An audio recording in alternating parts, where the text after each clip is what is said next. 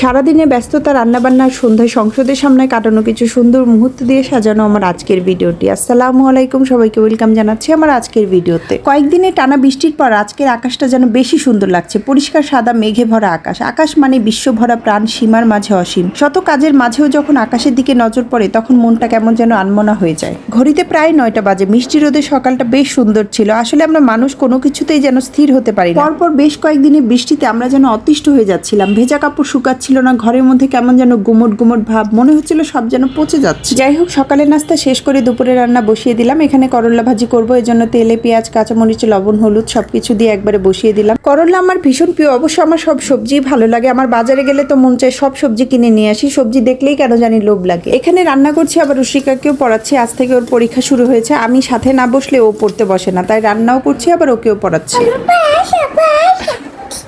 Mummy, কালকে যদি পরীক্ষা আমি ফেল হই আমাকে তুমি বাসা থেকে বের করে দিবা? হ্যাঁ, সে আর বলতে, অবশ্যই বাসা থেকে বের করে দিব। কেন? আমি তো পরীক্ষাতে ফেল হইলে আদর করে দিবা। আমি ভুল করে ফেল করে ফেলছি। তাই?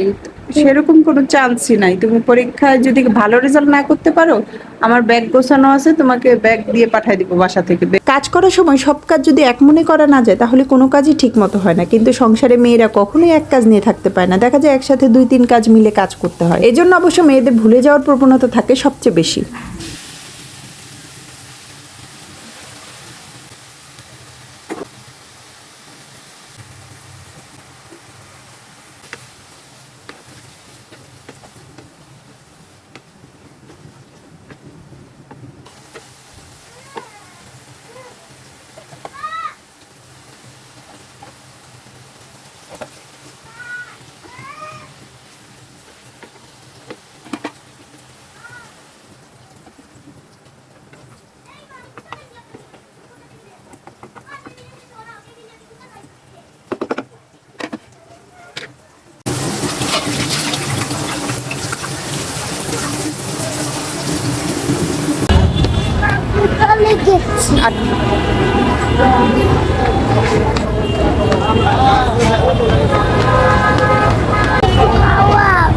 তোমার সারাদিন ক্ষুধা লাগে না?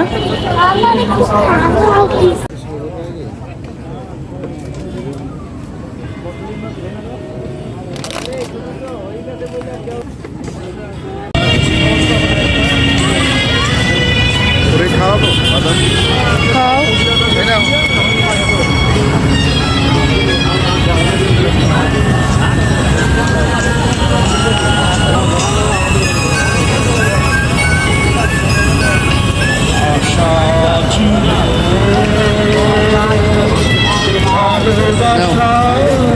পুরো ভিডিওটি দেখার জন্য এবং এতক্ষণ সাথে থাকার জন্য সবাইকে ধন্যবাদ। কথা হবে নতুন কোনো ভিডিওতে। সে পর্যন্ত ভালো থাকবেন সবাই। আল্লাহ হাফেজ।